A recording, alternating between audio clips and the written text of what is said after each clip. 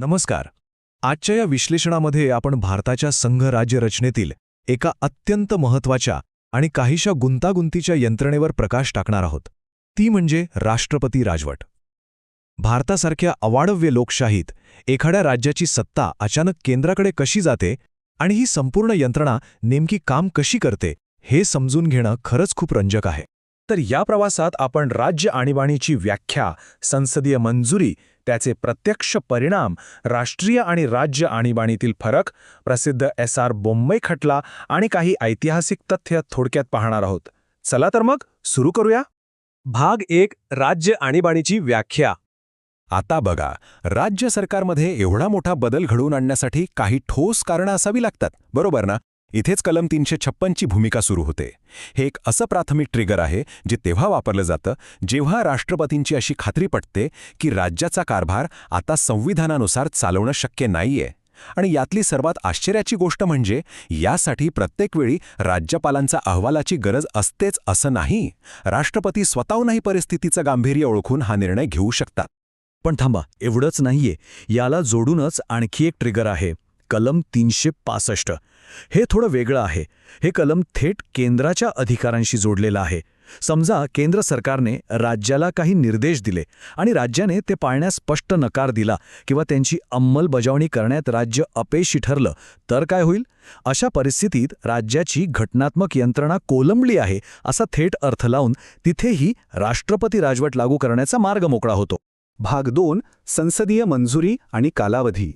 आता असा विचार करा की आणीबाणी लागू करणं हा काही केवळ एका व्यक्तीचा किंवा एकाधिकारशाहीचा निर्णय असू शकत नाही, हो ना? म्हणूनच संविधानाने वेळेच्या अतिशय कडक मर्यादा घातल्या आहेत.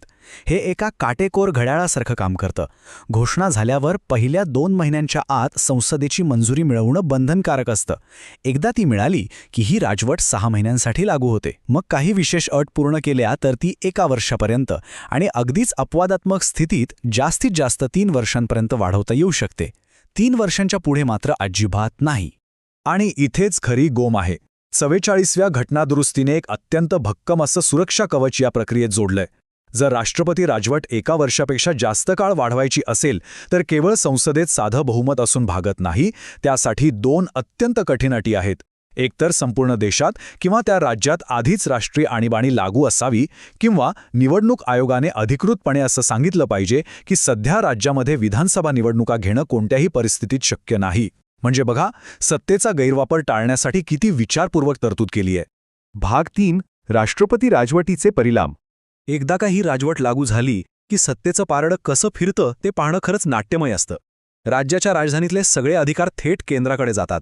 कार्यकारी पातळीवर विचार केला तर मुख्यमंत्री आणि त्यांच्या मंत्रिमंडळाला तत्काळ बरखास्त केलं जातं. राज्याचा गाडा थेट राष्ट्रपतींच्या नावाने राज्यपाल हाकतात आणि त्यांना मदत करतात राज्याचे मुख्य सचिव. कायदेमंडळाचं म्हणाल तर विधानसभा एकतर निलंबित केली जाते किंवा पूर्णपणे विसर्जित होते. म्हणजे राज्याचे कायदे आणि अगदी अर्थसंकल्पसुद्धा थेट संसदेतच पारित केला जातो. पण या सगळ्या उलथापालथीत एक अत्यंत आश्वासक गोष्ट आहे. केवढाही मोठा राजकीय भूकंप झाला तरी राष्ट्रपती राज्याच्या उच्च न्यायालयाच्या अधिकारांना किंवा त्यांच्या दर्जाला अजिबात हात लावू शकत नाहीत. आणीबाणीच्या या कठीण काळातही सामान्य लोकांसाठी राज्याची न्यायव्यवस्था पूर्णपणे स्वतंत्र आणि अबाधित राहते. ही एक अतिशय महत्त्वाची तरतूद आहे. भाग 4. राष्ट्रीय आणीबाणी विरुद्ध राज्य आणीबाणी. बऱ्याचदा राज्य आणीबाणी आणि राष्ट्रीय आणीबाणी यात गोंधळ उडण्याची शक्यता असते, पण यातील फरक अगदी स्पष्ट आहे. कलम 352 नुसार येणारी राष्ट्रीय आणीबाणी संपूर्ण देशातले केंद्र-राज्य संबंध बदलून टाकते आणि सर्वात महत्त्वाचं म्हणजे नागरिकांच्या मूलभूत अधिकारांवर थेट गदा आणते. याउलट कलम 356 ची राष्ट्रपती राजवट फक्त एका विशिष्ट राज्यापुरती मर्यादित असते. त्यामुळे मूलभूत हक्कांना कोणताही धक्का पोचत नाही. आणखी एक फरक म्हणजे राष्ट्रीय आणीबाणीत राज्य सरकार आणि विधानसभा कार्यरत राहते, पण राष्ट्रपती राजवटीत मात्र राज्य सरकार पूर्णपणे बरखास्त होतं. भाग 5. एस.आर. बोम्मई खटला. राजकीय फायद्यासाठी या अफाट अधिकाराचा गैरवापर होऊ नये म्हणून 1994चा एस.आर. बोम्मई खटला खऱ्या अर्थाने एका गेम चेंजरसारखा ठरला. या खटल्यात सर्वोच्च न्यायालयाने काही अत्यंत कडक निर्बंध घातले. पहिलं म्हणजे राष्ट्रपती राजवट लागू करण्याच्या निर्णयाचा आता थेट न्यायालयीन पुनर्विलोकन होऊ शकतं. दुसरं, ही राजवट का आवश्यक होती हे सबळ पुराव्यांसह सिद्ध करण्याची पूर्ण जबाबदारी आता थेट केंद्र सरकारवर असते. आणि सर्वात मोठी गोष्ट म्हणजे जोपर्यंत संसदेची अंतिम मंजुरी मिळत नाही तोपर्यंत विधानसभेला फक्त निलंबित करता येतं, ती पूर्णपणे विसर्जित करता येत नाही. याच खटल्यात एक अतिशय दूरगामी परिणाम करणारा निर्णय दिला गेला. सर्वोच्च न्यायालयाने स्पष्ट केलं की धर्मनिरपेक्षता हा आपल्या संविधानाचा एक मूलभूत ढाचा आहे. जर एखाद्या राज्य सरकारने या धर्मनिरपेक्षतेच्या तत्वाला हरताळ फासला किंवा त्या विरोधात कृती केली तर राज्यघटनेनुसार ते कलम 356 लागू करण्यासाठी एक पूर्णपणे कायदेशीर आणि वैध कारण मानलं जाईल. भाग 6. प्रमुख तथ्ये आणि महत्त्वाचे टप्पे. आता आपण या सगळ्या घटनात्मक सिद्धांतांना थोडी इतिहासाची जोड देऊया. तुम्हाला माहिती आहे का, हे कलम सर्वात पहिल्यांदा कधी वापरलं गेलं? ते वर्ष होतं 1951. भारताच्या इतिहासात पहिल्यांदाच पंजाब राज्यामध्ये राष्ट्रपती राजवट लागू करण्यात आली होती. त्यानंतरच्या दशकांमध्ये उत्तर प्रदेश आणि मणिपूरसारख्या राज्यांनी हा अनुभव वारंवार घेतला आहे. राजकारणात या कलमाचा वापर अनेकदा वादाचा मुद्दा ठरलाय. म्हणूनच पुंछी आयोग आणि सरकारिया आयोग यांसारख्या अत्यंत महत्त्वाच्या समित्यांनी ह्यावर सखोल अभ्यास करून एकच स्पष्ट शिफारस केली.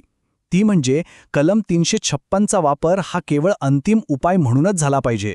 अगदी सर्व पर्याय संपल्यावरच हे पाऊल उचललं जावं, अन्यथा लोकशाहीच्या आरोग्यासाठी ते अत्यंत घातक ठरू शकतं. तर या संपूर्ण विश्लेषणाच्या शेवटी एक अतिशय महत्त्वाचा विचार आपल्यासमोर उभा राहतो.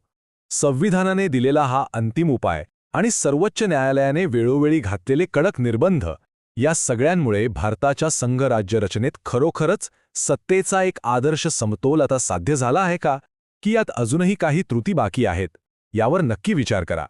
आजच्या या विश्लेषणामध्ये आपण राष्ट्रपती राजवटीचे सर्व महत्त्वाचे पैलू समजून घेण्याचा प्रयत्न केला. वेळ दिल्याबद्दल धन्यवाद.